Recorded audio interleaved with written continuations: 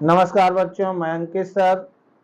मैंने आपको social science की 2 क्लासें पढ़ाई, जिसमें आपने क्लास को पढ़ा और आपको अभी तक जो सोशल साइंस की क्लास मिली है और आगे भी मिलती रहेंगी। आज हम लोग एक मैथमेटिक्स की क्लास 10 के लिए लाया हूँ, जिसमें हम लोग मेंसुरेशन के बारे में और मेंसुरेशन के सूत्रों के बारे में पहले हम लोग नॉलेज करेंगे। इसके बाद हम उसके सवाल लगाएंगे। क्लास में अंत तक बने रहिए और चैनल को सब्सक्राइब करिए और शेयर भी करिए। बच्चों, देखते हैं कि मेंसुरेशन क्या है।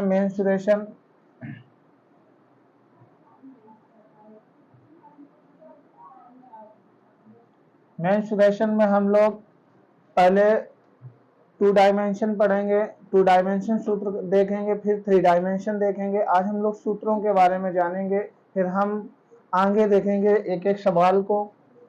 सबसे पहले हम जानेंगे कि आयत क्या होता है। आयत के बारे में कि आयत, तो देखिए बच्चों, आयत एक ऐसी बंद आकृति होती है जिसकी आमने सामने की भुजाएं इक्वल होती हैं। ऐसे एक आकृति होती है, ये ए है, ये बी है, ये सी, ये डी, ये आयत है। इसमें आमने सामने की जो भुजाएं होती है वो बराबर होती हैं। इसके आमने सामने की भुजाएं कैसी होती हैं? बराबर होती हैं।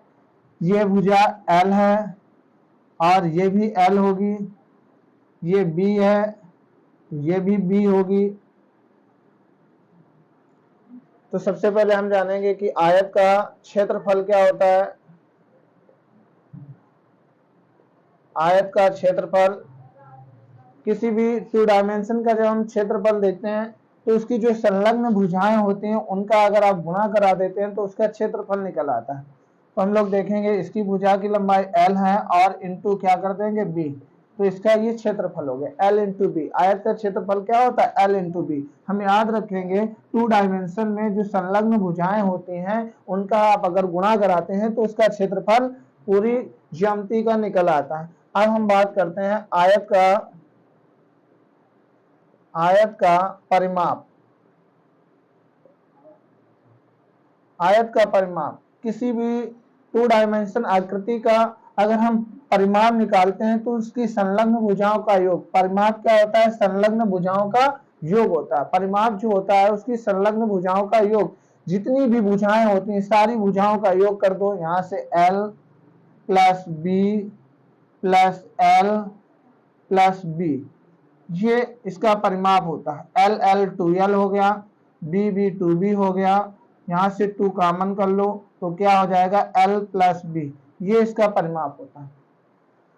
तो आयत का परिमाप हो गया 2 कोष्टक l प्लस बी। यही हम लोग सूत्र याद करते हैं, लेकिन हम कॉन्सेप्ट सीखेंगे। कॉन्सेप्ट क्या होता है? परिमाप जो 2 डायमेंशन आकृति होती है, परिमाप जो होता है संलग्न भुजाओं का योग होता है। संलग्न सारी भुजाओं का क्या होता है? योग ही क्या होता है? परिमाप। और परिमाप होता क्या? ये जो इसकी साइड होती है, ये जो परिधि होती है, यही इसकी परिमाप होती है। अब हम जानेंगे आयत का विकर्ण। आयत का विकर्ण, तो देखिए बच्चों, विकर्ण क्या होता है? सबसे पहले हम देखेंगे विकर्ण। एक आयत में कितने विकर्ण होते हैं? एक कॉर्नर से दूसरे कॉर्नर पर जाएंगे तो ये इसकी आकृति में विकर्ण होता है। एक आयत में 2 विकर्ण होते हैं। कितने विकर्ण होते हैं? एक आयत में 2 विकर्ण होते हैं। तो जो आयत होता है उसका ये एंगल जो होता है ये 90 अंश का होता है। तो यहाँ पर एक समकोण त्रिभुज का निर्माण होता है। तो समकोण त्रिभुज से ही हम जो इसका कर्ण होता है ये ना, इसी को विकर्ण बोलते हैं। कर्ण वाली समकोण त्रिभुज की कर्ण की भुजा को क्या बोलते हैं? विकर्ण बोलते हैं। तो सबसे पहले हम यहाँ पाइथागोरस प्रमेय लगाएंगे।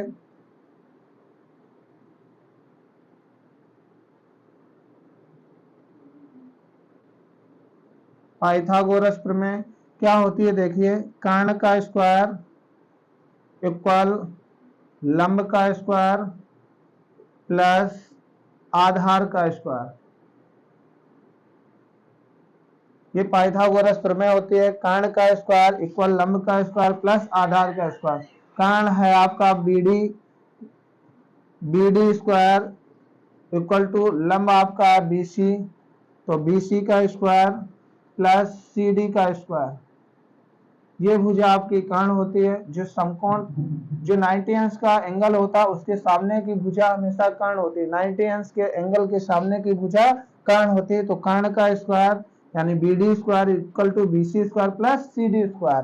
तो यहाँ पर हम देखेंगे कि बी डी स्क्वायर इक्वल आ जाएगा आपका बी सी का मान है बी, तो B square plus L square, B square plus L square, इसको हम सही से लिख सकते हैं L square plus B square, B D square बराबर, तो बी डी बराबर हो जाएगा अंडर रूट, स्क्वायर हटाएंगे इधर अंडर रूट चढ़ जाएगा L square plus B square. जो ये बी डी है ये कर्ण है और इसी कर्ण को बोलते हैं विकर्ण। क्या बोलते हैं? विकर्ण। तो विकर्ण बराबर होगा under root L square plus B square. ये बच्चों इसका विकर्ण हो गया। तो ये थी आयत 2 डायमेंशन। आप लोग कॉपी पेन लेकर बैठिए और इसको नोट करिए, नोट करते रहिए, नोट करिए।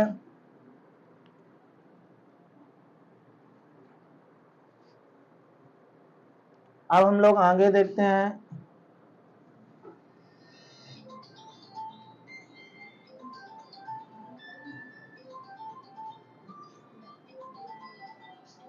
आइए बच्चों अब हम लोग देखते हैं वर्ग के बारे में।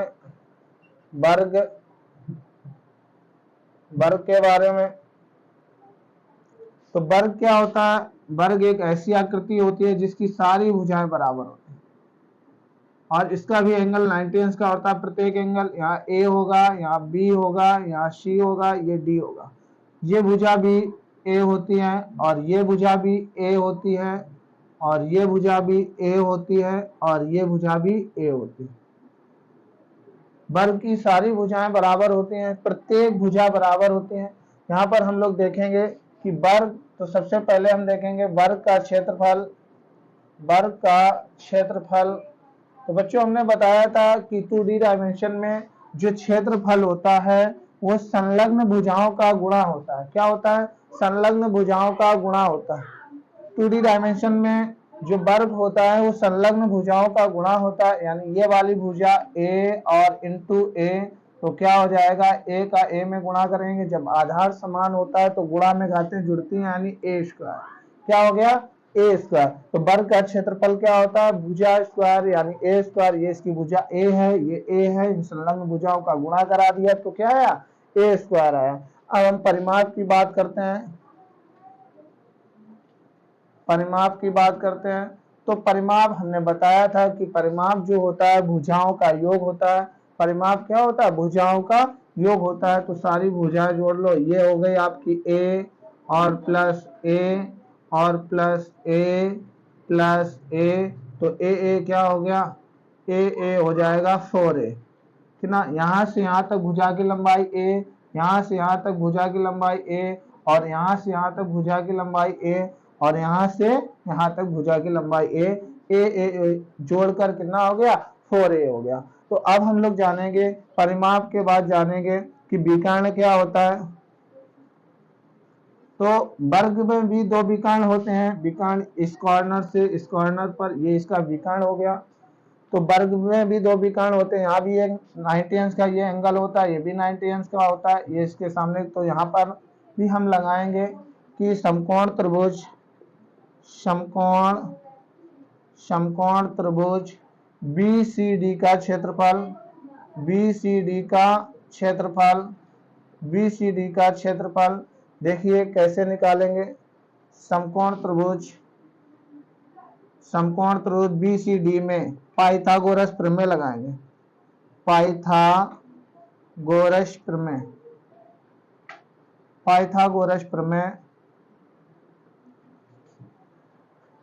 प्रमेय क्या होता है? कर्ण का स्क्वायर इक्वल लंब का स्क्वायर प्लस आधार का स्क्वायर। कर्ण यहाँ पर है BD, यानी BD का स्क्वायर इक्वल BC का स्क्वायर प्लस CD का square. BD square equal BC का मान है A, तो A स्क्वायर, इसका मान भी A है तो A स्क्वायर, यानी कितना हो गया? 2A square. BD square is equal, तो BD बराबर आ जाएगा under root 2A square. Under root से वही संख्या निकलती है जिसके जोड़े बनते हैं। तो यहाँ पर हो जाएगा under root 2 into A square को A इंटू A, तो इसका जोड़ा बन गया तो A बाहर आ गया, ए आ गया बाहर √2, यानी इसको लिख सकते हैं कर्ण को ही विकर्ण बोलते हैं, तो विकर्ण बराबर आ गया, विकर्ण बराबर √2a, ऐसे लिख सकते, ये इसका विकर्ण है। तो ये बच्चों है वर्ग, हमने जाना कि आयत क्या होता है, वर्ग क्या होता है। अब आगे हम लोग इसको नोट करिए, आगे हम लोग देखेंगे कि बेलन, आगे हम लोग बेलन के बारे, पहले घन के बारे में जानेंगे, फिर घनाभ के बारे में जानेंगे, फिर बेलन के बारे में जानेंगे। आज हम लोग सूत्र का डेरिवेशन कर रहे हैं, फिर आगे नेक्स्ट लेक्चर में हम लोग सवाल लगाएंगे। नोट होने के पश्चात आगे देखते हैं।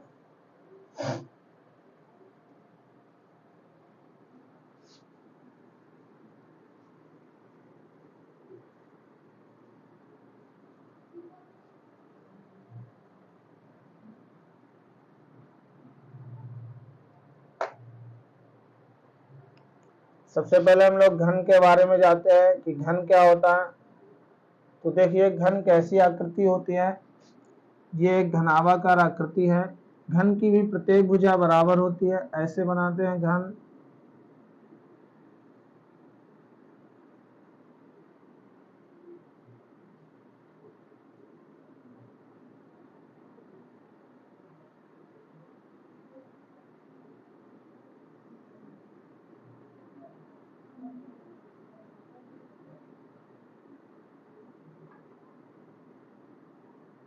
ये घनाभाकार आकृति है, ये इसकी लंबाई है, ये a होती है, और ये इसकी चौड़ाई है, ये भी a, और ये इसकी ऊंचाई है, ये भी a।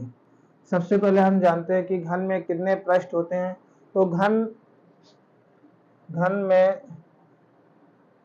पृष्ठों की संख्या, पृष्ठों की संख्या,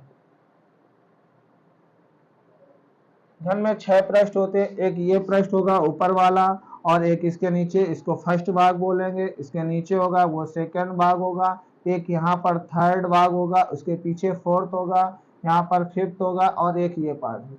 तो घन में होते हैं 6 पृष्ठ। कितने पृष्ठ होते हैं घन में? 6 पृष्ठ होते हैं। कितने पृष्ठ होते हैं? 6 पृष्ठ होते हैं। एक ऊपर का पृष्ठ, एक नीचे का पृष्ठ, एक ये पृष्ठ, इसके पीछे का पृष्ठ, एक ये वाला पृष्ठ, और इसके सामने का पृष्ठ। घनाभाकार आकृति में कितने पृष्ठ होते हैं बच्चों? 6 पृष्ठ होते हैं। घनाभाकार आकृति में 6 पृष्ठ होते हैं। अगर यहाँ पर घन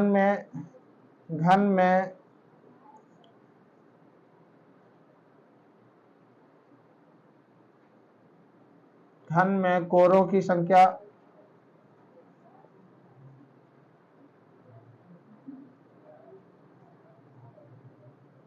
तो घन में कितने कोर होते हैं? कोर मतलब एक ये लंबाई, एक और 2 3 4, ऊपर 4 कोर और नीचे 4, 4 4 8 हो गए, और 2 ये होते हैं, 8 2 10, 12 कोरे होती हैं। कितनी कोरे होती हैं? 12 कोरे। घन में 12 कोरे होते हैं। अगर कोनों की संख्या कहें कि कोने कितने होते हैं, तो 8 होते हैं। एक ये कोना, एक ये 2, एक 3, एक 4, और 5 6 7 और 8 कोने होते हैं। घन में कितने कोने होते हैं? 8 कोने होते हैं। कोनों की संख्या, घन में कोनों की संख्या 8 होती है।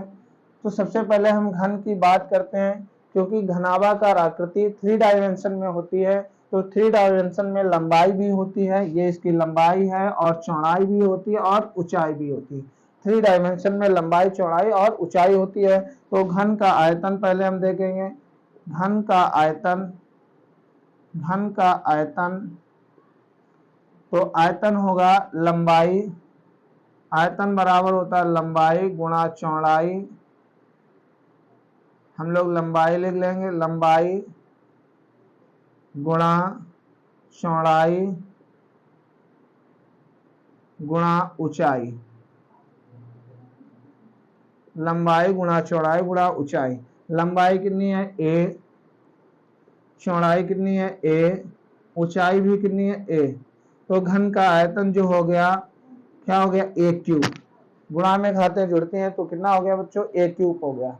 अब हम बात करते हैं कि घन का पार्श्व पृष्ठीय क्षेत्रफल। तो घन का पार्श्व पृष्ठीय क्षेत्रफल क्या होता है? जो सामने वाले पृष्ठ होते हैं, जो दिखाई देते हैं, वो पार्श्व पृष्ठीय क्षेत्रफल होता है। जैसे आपका ये डस्टर है, डस्टर में ये जो वाला जो पृष्ठ है और ये वाला पृष्ठ, ये जो सामने के पृष्ठ है ये पार्श्व पृष्ठ है। एक ये पृष्ठ, एक ये पृष्ठ और एक ये और एक ये पार्श्व पृष्ठ हैं जो आपको दिखाई दे रहे हैं। ठीक है, ऊपर नीचे वाले पृष्ठों को छोड़कर तो पार्श्व पृष्ठ कितने होते हैं? 4 होते हैं। कितने होते हैं? 4। तो यहाँ पर घन का पार्श्व पृष्ठीय क्षेत्रफल, पार्श्व पृष्ठीय क्षेत्रफल तो होता है 4a स्क्वायर। 4a square. ए स्क्वायर क्यों हुआ? क्योंकि क्षेत्रफल दो भुजाओं का निकाला जाता है। हमने बताया था कि संलग्न भुजाओं का गुणा, देखो ये वाला पृष्ठ और इस वाले पृष्ठ का अगर गुणा होगा तो a इंटू ए स्क्वायर है ना। अगर इस वाले पृष्ठ का देखें तो इस वाले पृष्ठ का, इसमें इसका a का गुणा होगा तो a स्क्वायर होगा। तो इसलिए एक पृष्ठ का क्षेत्रफल a स्क्वायर, तो 4 पृष्ठ है तो a स्क्वायर कितना हो गया? 4a स्क्वायर हो गया। कितना हो गया? 4a square. अब हम निकालेंगे घन का संपूर्ण पृष्ठ, घन का संपूर्ण पृष्ठ। तो घन में 6 पृष्ठ होते हैं। कितने पृष्ठ होते हैं? 6 पृष्ठ। एक ऊपर वाला, एक नीचे, एक इधर, एक इधर होता है सामने, एक इसके पीछे होता है। तो एक पृष्ठ का जो क्षेत्रफल होता है वो a इंटू ए यानी a स्क्वायर होता है। 6 पृष्ठ है तो कितना हो जाएगा? 6a square. अब हम लोग बात करते हैं कि घन के विकर्ण की। तो घन का विकर्ण